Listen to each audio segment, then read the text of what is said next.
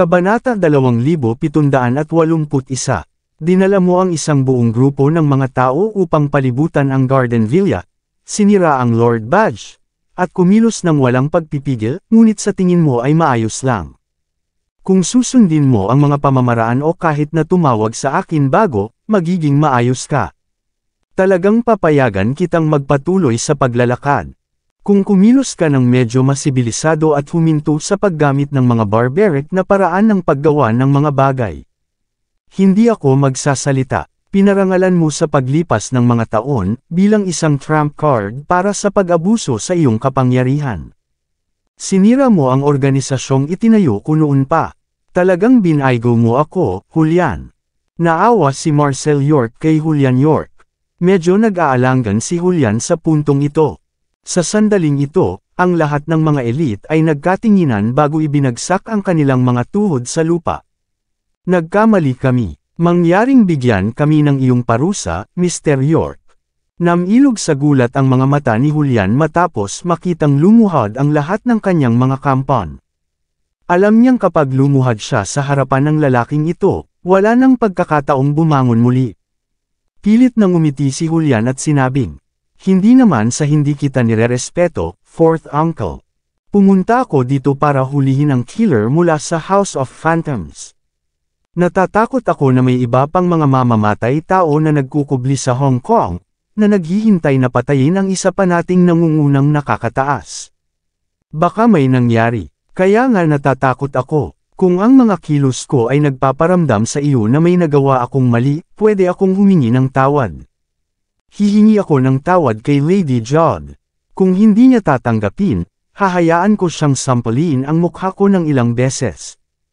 Hindi ko susubukang umiwas." Ipinakita ni Julian ang kanyang nabaldado na kaliwang kamay at isang mukha na puno ng mga palad, na parabang ipinahihiwatig niya na siya ay nagkamali sa buong labanan. Napakagandang diskarte, magsakripisyo para manalo. Kung pakiramdam ni Marcel ay medyo mapagbigay, magkakaroon ng pagkakataon si Julian na gamitin siya laban kay Harvey York. Isang malabong ngiti ang ipinakita ni Harvey habang nanunood ng palabas. Nalaman niya kung bakit babalik si Marcel sa napakahalagang oras. Kung si Julian ay nagpaplano pa ring gamitin ang kanyang munting trick para linlangin si Marcel, magiging walang muwang iyon. Sinabi ko na sa iyo, mapapatawad kita sa pagpalibot mo sa Garden Villa. Nagbanta ka pang guluhin ang buong lugar na ito, ngunit mapapatawad kita dahil hindi naman talaga importante iyon. Pero gagamit ka ng suicide bomb para takutin ang asawa ko. Nakalimutan mo na ba na bukod sa pagiging amo mo, lalaki rin ako at asawa? Kalmadong putol ni Marcel kay Julian sabay abot ng kanang kamay. Maingat na naglabas ng baril sa baywang ang babaeng may hawak ng payong at naglabas ng 5 bala. Matapos paikutin ang silindro na may isang bala sa loob, sa kanya itinutok ang baril kay Julian. Seryoso ang mga mukha ni Harvey at Abel York. Ang buong pulutong ay ganap na nagyelo. Ni hindi sila naglakas loob na huminga. Bilang isang lalaki at asawa, tumaas man ako o hindi. Hindi yun nagbabago sa katotohanan na kailangan kong ipagtanggol ang karangalan ng aking asawa at mga anak. Ikaw ang lumapit sa akin ngayon. Kung hindi kita tuturuan ng leksyon ngayon, ano ang pipigil sa iyo na ilibing ako ng buhay sa susunod na araw? Kung gusto mong maglaro, lalaroin kita. Ang 5 bala na papuputukin ay kumakatawan sa paggalang ng 5 pamilya ng Yorks. Ang huling bala ay isang pahayag para sa isang lalaki at isang asawa.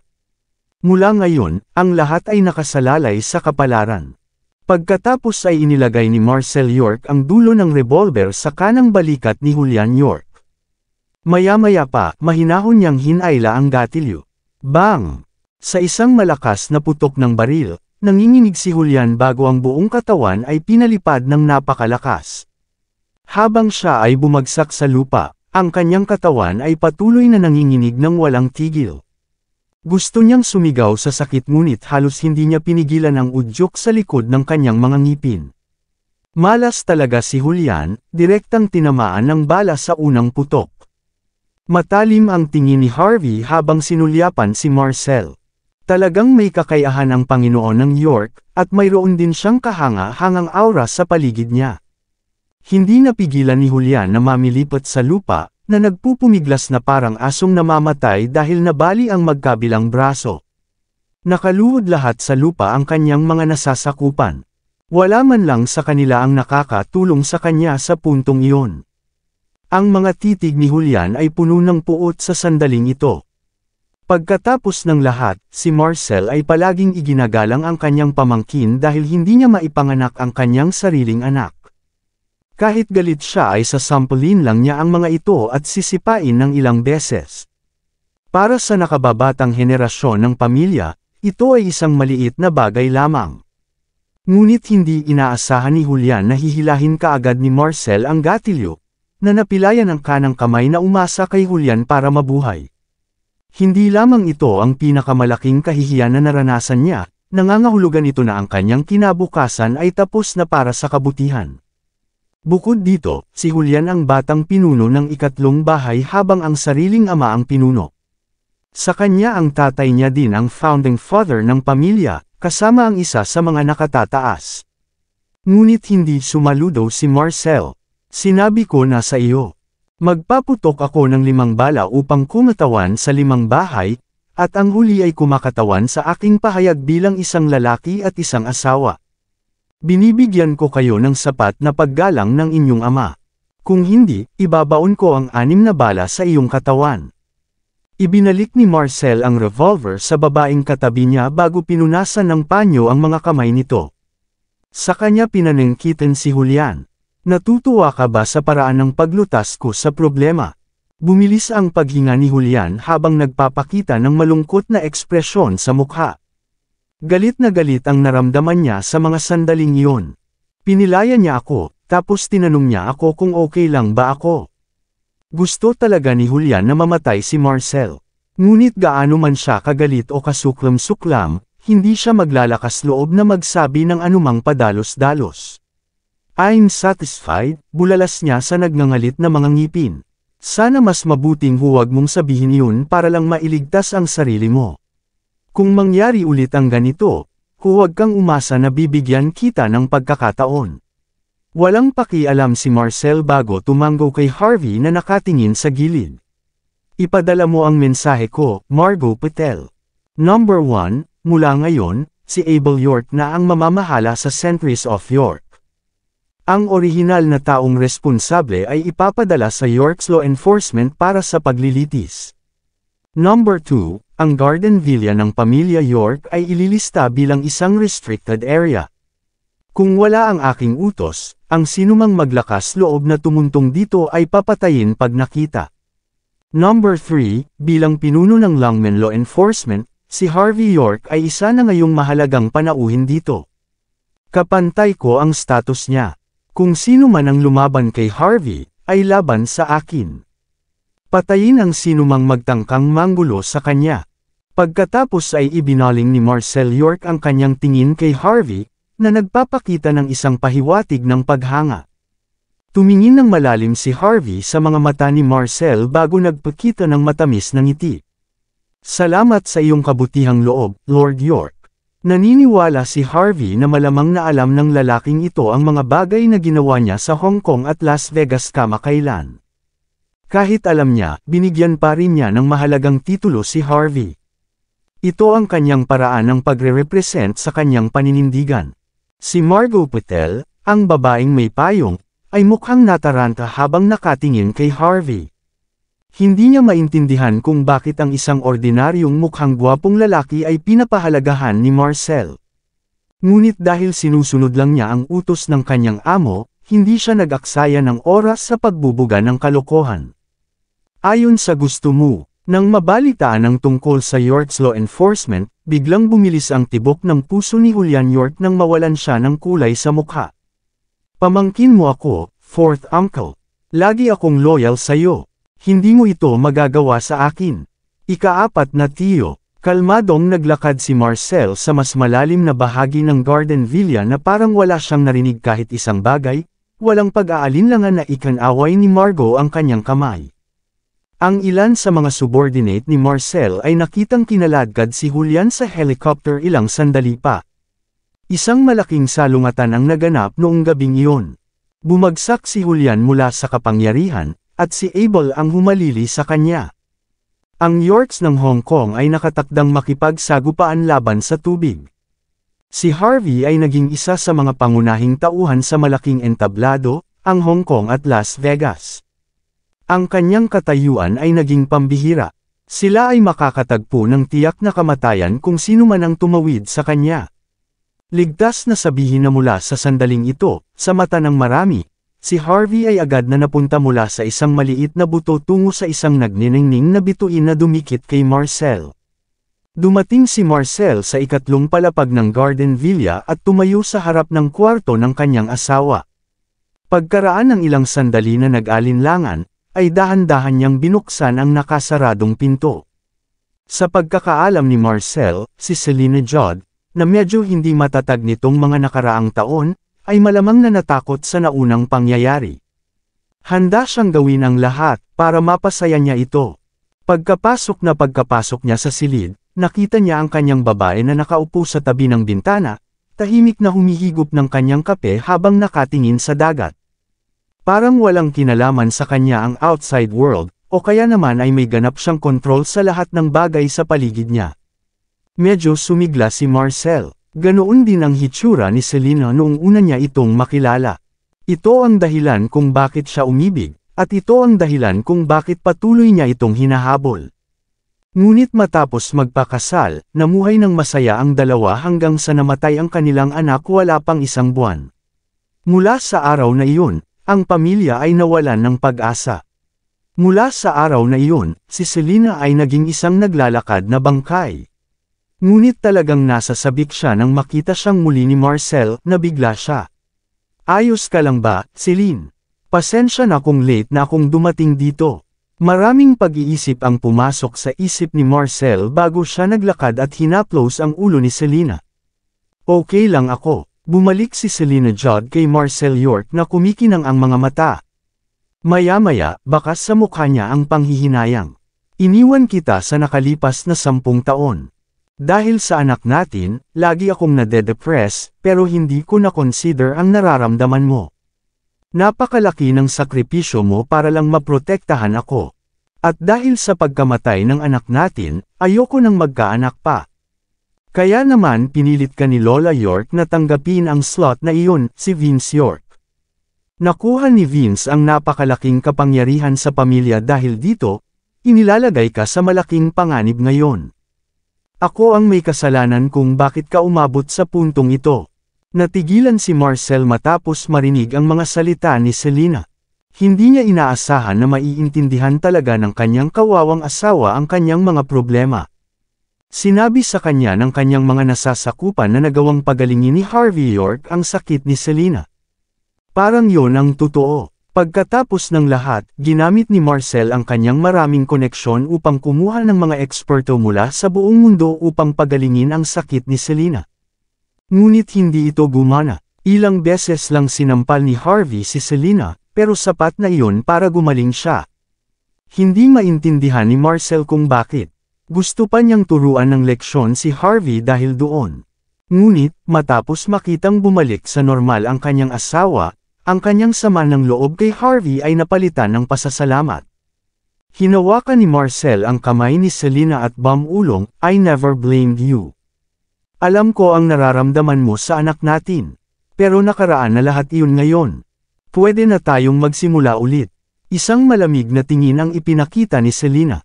Hindi pa, mabagal na sagot ni Selina. Natigilan si Marcel. Ginagamit ko ang lahat ng aking kapangyarihan para muling buksan ang investigasyon sa nangyari sa aking anak 10 taon na ang nakararaan. Kung may nadamay sa insidente, babayaran ko sila. Gagaling lang ang sakit ko sa ganitong paraan. Sa ganitong paraan, sa wakas ay makakalimutan ko na ito. Bahagyang nanliit ang mga mata ni Marcel. Kaya, pumunta si Julian York dito dahil, malamig na sabi ni Marcel. Tama, may nahanap ako. Hindi lang sila nakakuha ng magsunog ng mga dokumento kagabi, nakakuha pa sila ng assassin mula sa House of Phantoms para patayin ako. Ngunit sa halip ay nagawa kong barilin ang pumatay.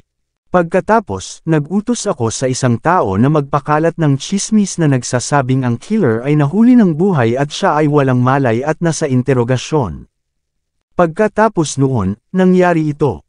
Mabagsik ang ekspresyon ng mukha ni Marcel. Hindi niya inaasahan na mangyayari ang lahat dahil sa ganoong dahilan. Ang mga titig na ito pagkatapos ay likas na lumipat kay Harvey na nakatayo sa hardin. Paano si Harvey? Bukod sa mga subordinate ko, wala akong ibang mapagkakatiwalaan sa Hong Kong at Las Vegas. Ngunit ang aking mga interes ay nakaayon sa kay Harvey. Kaya ako naniniwala sa kanya. Gusto kong makita mo kung paano ako ginagamit ng iba, ang may bahay ng pamilya.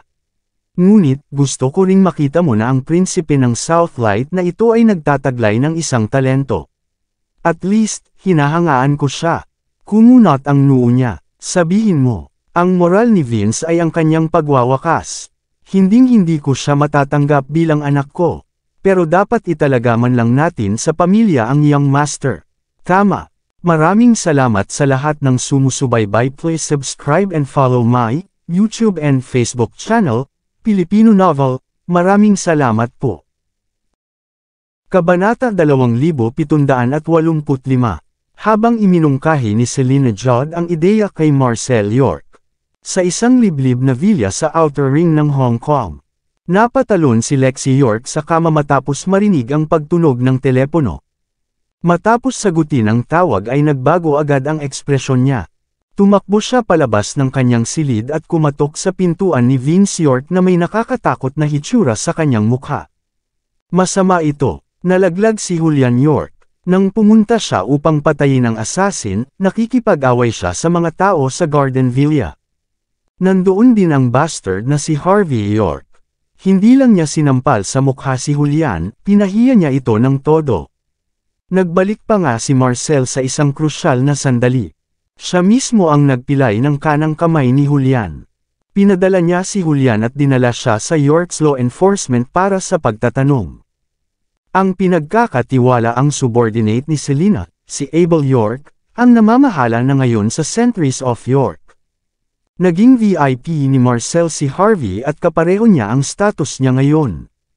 Kung sino man ang lalaban sa kanya, sila ay walang awang papatayin. Hindi tayo pwedeng maupo lang dito at walang gagawin, Vince. Kung magpapatuloy ito, mas kakaunti ang mga taong sumusuporta sa iyo. Ang iyong lakas ay maahit ng paunti-unti. Kumunot ang noo ni Vince. Dahil sa negosyong kailangan niyang asikasuhin, mukha siyang pagod na pagod lalo na ang pagkakatulog niya. Kanina pa niya na-mute ang phone niya. Napakaraming tao ang nagpapadala ng mga ulat sa kanya noong panahong iyon. Matapos malaman ang buong sitwasyon, mahinahon niyang binuhusan ang sarili ng isang tasa ng tubig at humigop habang nakasandal sa baseboard. Anong ginagawa mo, Vince? Bakit napaka-kalmado mo pa rin? Malaki ang problema natin dito. Isang nakakatakot na ekspresyon ang ipinakita ni Lexi. Bilasan mo at hilingin sa York's Law Enforcement na palayain si Julian. Si Abel ay hindi maaaring umangat sa kapangyarihan, o mapipilitan tayong kumilos ng tahimik kapag nakuha ni Selina sa kanyang mga kamay ang sentries ng York. Hindi. Ito ang utos ni Marcel. Hindi mo ito mapipigilan. Halika, hanapin natin si Lola York. Siya lang ang makakahawak nito. Agad na umasim ang ekspresyon ni Lexi.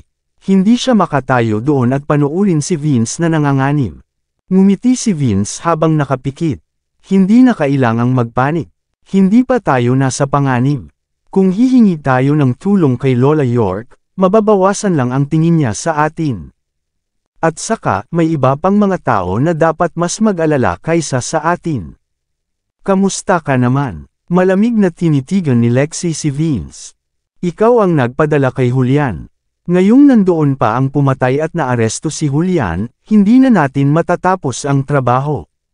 Kung ipagbili tayo ng assassin, magkakaroon tayo ng malaking problema.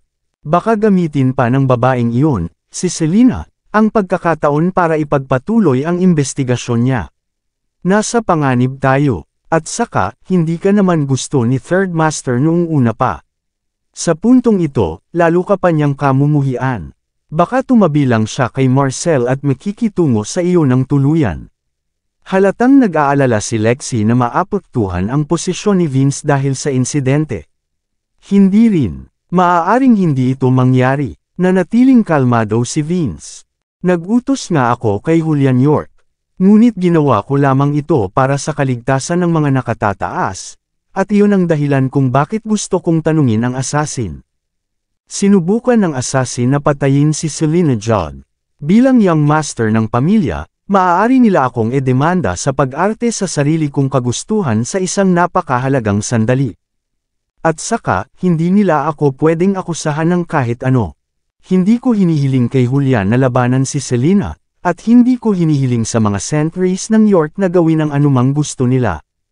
Humigop ng tubig si Vince York na may kalmadong ekspresyon sa mukha.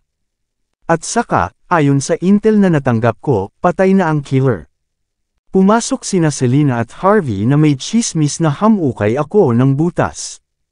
Hindi nila inaasahan na makukuha nila si Julian bilang kapalit. Natigilan si Lexie. Ito talaga ang inaalala niya, ngunit ano ang dapat ipag-alala kung walang dapat akusahan? Ngumisi si Vince bago e-play ang video na ipinadala sa kanya ng kanyang kampon. Sa video, inililibing na ang assassin. Sa wakas ay nakahinga ng maluwag si Lexie matapos makita ang footage. May kinalaman ba ang asong iyon, si Selena at Harvey kaya alam nila? Bulalas ni Lexie habang nagngangalit ang mga ngipin. Bakit sila nagsanib puwersa para harapin tayo? Malas talaga. Dahil sa kanila, nawalan tayo ng malakas na puwersa. Tumawa siya, baka blessing in disguise ito. Nakalkula ko na ang pagkatalo para sa kabiguan ni Julian bago ko hiniling sa kanya na gawin ito. Akala ko lalaban si Harvey, pero hindi ko inaasahan na babalik si fourth uncle sa ganoong krusyal na oras. Pero hindi mahalaga. Kahit na ano, talagang tumindi ang sama ng loob sa pagitan ng ikatlo at ikaapat na bahay. Simula noong nabaldado ni fourth uncle si Julian at ninakawan ang ikatlong bahay ng authority, sa tingin ko ay hindi mananatiling neutral si third uncle sa puntong ito. Kung gayon, siya ay sasandal sa atin. Matapos makita ang determinadong ekspresyon ni Vince, ipinakita ni Lexie ang isang mainit na ngiti. Hindi niya maiwasang yakapin si Vince at tingnan ito ng buong pagmamahal. Gagawin ang tagumpay ng hindi man lang nagpapakita ng sarili. Ngayon, ito ang Vince na kilala ko. Kaya, sa puntong ito, makikinabang tayo sa sitwasyong ito anuman ang susunod na mangyayari. Tama, sagot ni Vince sabay pa kita ng isang malabong ngiti. Ano ang nangyari 10 taon na ang nakakaraan? Isa na namang problema ang naalala ni Lexie. Dahil bumalik si fourth brother, tiyak na ipapaimbestiga rin ni Selena ang bagay na ito. Nasira namin ang ilang mahalagang ebidensya, ngunit sa paghusga sa likas na katangian ni fourth brother, tiyak na makakarating siya sa ilalim ng investigasyon kapag nagsimula siyang magduda sa isang bagay. Kung ganoon nga ang kaso, ang insidente mula sa 10 taon na ang nakakaraan. Isang bakas ng pag-aalala ang sumilay sa mga tingin ni Lexie. Hindi siya natatakot para sa sarili niyang buhay, ngunit nag-aalala siyang baka madala si Vince sa sitwasyong iyon. I have plans for this too, mahinahong sagot ni Vince. Matagal nang umalis sa Hong Kong ang mga taong sangkot dito, ngunit para sa mga hakbang sa kaligtasan, inayos ko na mamatay sila sa isang aksidente. Walang umasa dito, hindi nila malalaman, huwag kang mag-alala. Matapos marinig ang tiwala na mga salita ni Vince York, ngumiti ng malawak si Lexie York. Naginat siya at tumawa. So, we don't have to do anything now, what are you saying? Uupo na lang tayo habang naglalaban hanggang kamatayan sina third and fourth brother. Hindi, there's something we need to pay attention to, sagot ni Vince na nagpakita ng matamis na ngiti. Kahit ano, ako ang nag-utos kay Julian York na arestuhin ang assassin. Kailangan kong managot sa nangyari sa kanya. Kung wala akong gagawin, ang ikatlong bahay ay tiyak na magkakaroon ng opinyon sa akin. Sabi nga, sa tingin ko ay hindi rin kailangan na iligtas siya. Minsan, mas magandang maglagay ng magandang palabas. Ipaalam sa kanila na ginawa ko ang aking makakaya. Tapos, ang paglalagay ng magandang palabas ay ang pinakamadaling gawin sa buong mundo, hindi ba? Gusto ko talagang makita kung gaano kalakas ang Lord York na ito kapag lumaban siya sa ganap na bali ng Hong Kong Yorks. Kung hahayaan niya si Julian pagkatapos naming makiusap para sa kanya, ano ang silbi ng kanyang autoridad? Ngunit ano ang mangyayari sa ikatlong pamilya kung hindi niya tayo iginagalang at ipipilit na parusahan si Julian? Na-curious ako, gusto ko talagang makita ang limitasyon nitong si Lord York. Malinaw, kahit na natalo si Vince laban kay Harvey, mas naging maingat siya dahil dito. Ang layunin ay simple, nais niyang masira ang imahe ni Marcel, upang magkaroon siya ng mas magandang pagkakataon na umangat sa kapangyarihan. Ang mga kalkulasyon ay perpekto, napuno ng pagkamangha si Lexie habang nakatingin kay Vince. Napakalma mo ako, Vince. Naplano mo na ito noon pa man. Tama na ipagkatiwala ang pamilya sa iyo kung tutuusin. Ang pamilyang iyon ay tiyak na uunlad sa hinaharap at maibabalik ang dating kaluwalhatian bilang isa sa 5 nakatagong pamilya, sabi ni Lexie na may matamis na ngiti. Ngumiti naman si Vince nang hindi sumagot. Any news coming from Granny York? Tanong ni Vince na may singkit na mga mata. Balita ko kasama niya si ate at hipag. Ngayong bumalik si fourth brother, siguradong mananatili si kuya sa tabi niya. At saka, malapit ka na sa pang-apat na bahay. Hindi iiwan ni kuya ang Lola York hanggat hindi naaayos ang lahat. Medyo naiinis si Lexie. Siya nga pala, kasalanan lahat ito ng fourth brother. Kung hindi dahil sa kanyang posisyon ni kuya noon, hindi mangyayari ang lahat ng ito. Sigaw niya sa malalim na boses. Malamang, maraming komplikasyon ang nangyari sa pamilya pagkatapos na maluklok si Marcel sa posisyon ng Panginoon. Ayaw din ni Lexie na magpakasal sa lalaking mukhang pambabae para lang sa pamilya. Sa isip ni Lexie, gusto niyang durugan si Marcel sa pag-aakalang sinayang niya ang kanyang kabataan sa ilang kapatid lang. Binuhusan ni Vince ng isang baso ng tubig para pakalmihin niya si Lexie. May mga bagay na hindi ko magawa, bulong ni Vince sa ilalim ng kanyang hininga. Pero kaya mo, tawagan mo ang tatay ko. Sabihin sa kanya ang lahat, pagkatapos ay sabihin sa kanya na aksidenteng natapon ang beans kay Lola York. Si third uncle naman, tawagan mo siya para pakalmihin siya. Sabihin sa kanya na ang kanyang baby boy na lalaki ay halos patayin ng ika-4 na tiyo. Ibinaba ni Vince ang kanyang wine glass habang nagpapakita ng isang mainit na ngiti. Tungkol sa lalaking kumakatawan sa nakababatang henerasyon ng pamilya. Dapat akong umamin ng kasalanan ngayon. Sa villa ng hardin ng York. Dahil sa sunod-sunod na insidente na nangyari kagabi, nag-aalala si Selena Judd sa kaligtasan ni Harvey York. Pinilit niya itong manatili sa loob ng Garden Villa sa ngayon. Tinanggihan ni Harvey ang alok at hindi nagtagumpay. Kung ihahambing sa isang malamig at mapanglo na lugar tulad ng Three Seasons Hotel, ang Garden Villa ay medyo tao man lang. Besides, naramdaman ni Harvey na opening act pa lang ang nangyari. Wala siyang balak umalis. Gusto niyang makita ang lahat hanggang sa huli. Pagkagising, tiningnan niya ang kanyang telepono para sa email. Nagpadala si George Zabel ng ilang bagong impormasyon mula sa Mordo. Ayon sa kanyang intel, si Mandy Zimmer ay tumaas sa kapangyarihan sa loob ng Mordo, ngunit ang kanyang posisyon ay medyo hindi matatag. Upang matiyak ang katatagan ng kanyang mga tao at igalang ng mga nakatataas sa pamilyang Jean, ginawa niya ang kanyang makakaya. Nakahinga si Harvey nang marinig ang tungkol sa paglaki ni Mandy at medyo nag-aalala rin siya sa kung gaano siya kahirap magtrabaho. Pero nang magte-text pa lang siya, nagdadalawang isip siya bago tuluyang nagpasya na ibaba ang telepono. Kaya niyang panatilihing tuwid ang mukha sa harap ng lahat. Ngunit walang paraan para manatiling kalmado siya kung may kinalaman ang kanyang nominal na asawa. At saka, binanggit ni George na hindi man lang nagbago si Lillian Yates. Pagkatapos gumaling, nakikipag-ugnayan pa rin siya sa ilan sa mga upper class ng country age, na sinusubukang itugma si Mandy sa ibang tao. Para sa slutty mother-in-law na ito, si Harvey ay hindi karapat-dapat sa pagmamahal ni Mandy. Nang magdesisyon si Harvey na huwag gawin si Mandy sa pamamahala ng Sky Corporation, nagkaroon na ng opinyon si Lillian sa kanya. Matapos e-text si George kung sakali, bumantong hininga si Harvey bago e-delete ang numerong na dial niya. Ang ilang mga bagay ay hindi maiparating sa isang tawag sa telepono. Desidido siyang tapusin ang lahat sa Hong Kong at Las Vegas bago bumalik sa Mordo. Matapos ibaba ang telepono at mag-freshen up sa restroom, tuluyan nang nagising si Harvey. Lumabas siya sa balkonahe ng guest room at tumingala sa maaliwalas na kalangitan, tinatamasa ang pinaghirapang kapayapaan at katahimikan. Nang humiling si Harvey sa isang kasambahay na dalhan siya ng almusal. Isang malakas na ingay ang biglang tumunog sa labas ng Garden Villa. Maraming mamaaling sasakyan ang nakaparada sa pasukan sa oras na ito. Sunod-sunod na bumaba ng sasakyan ang mga gwapo at magagandang tao.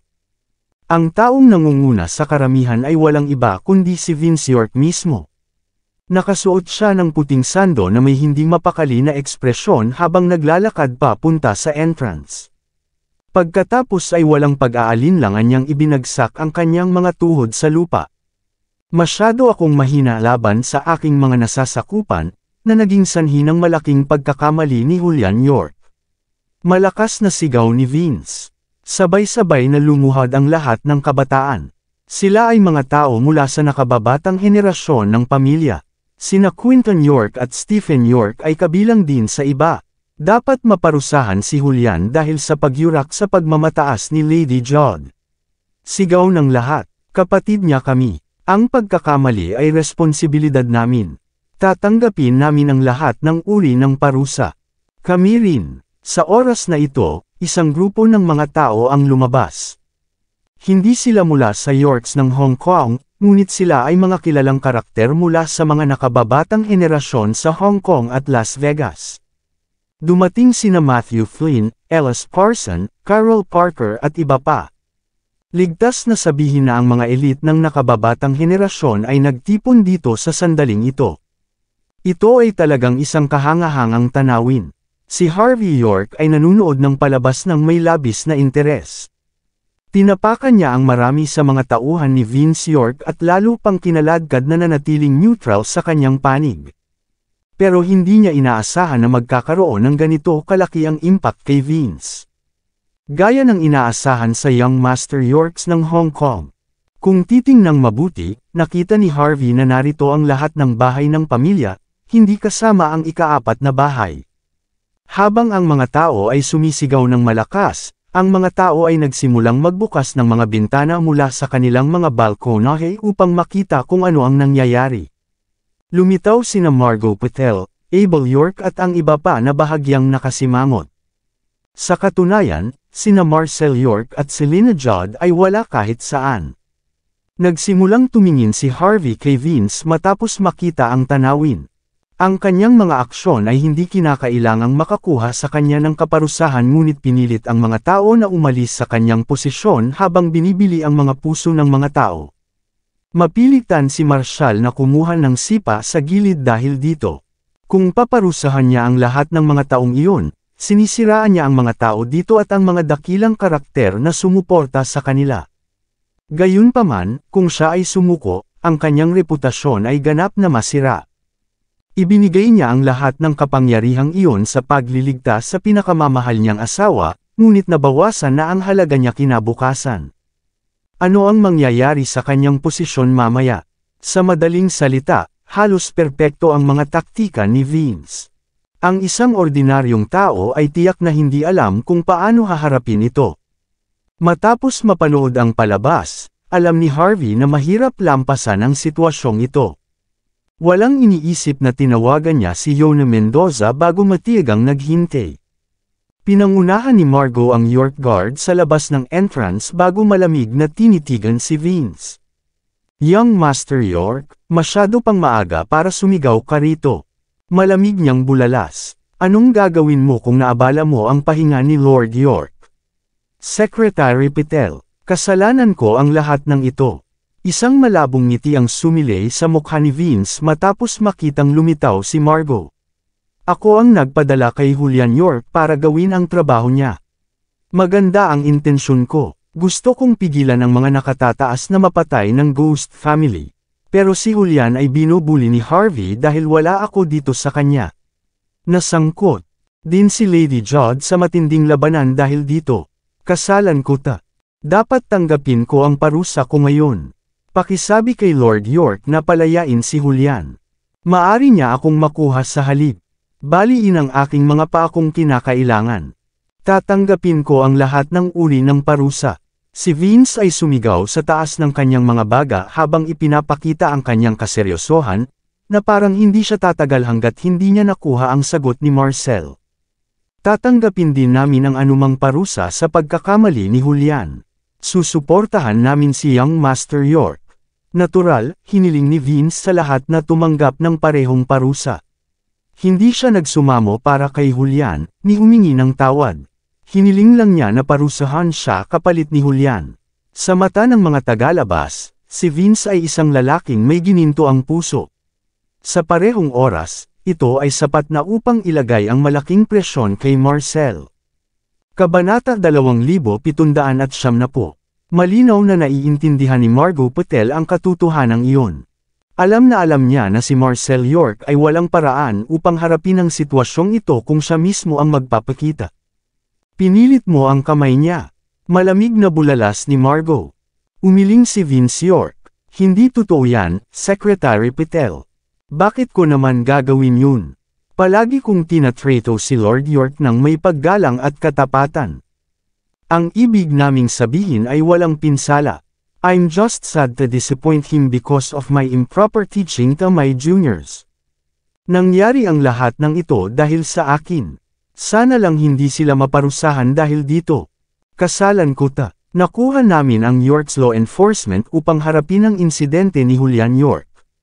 Bibigyan kanila ng patas na pahayag sa lalong madaling panahon, walang pag-aalinlangan na sabi ni Margot.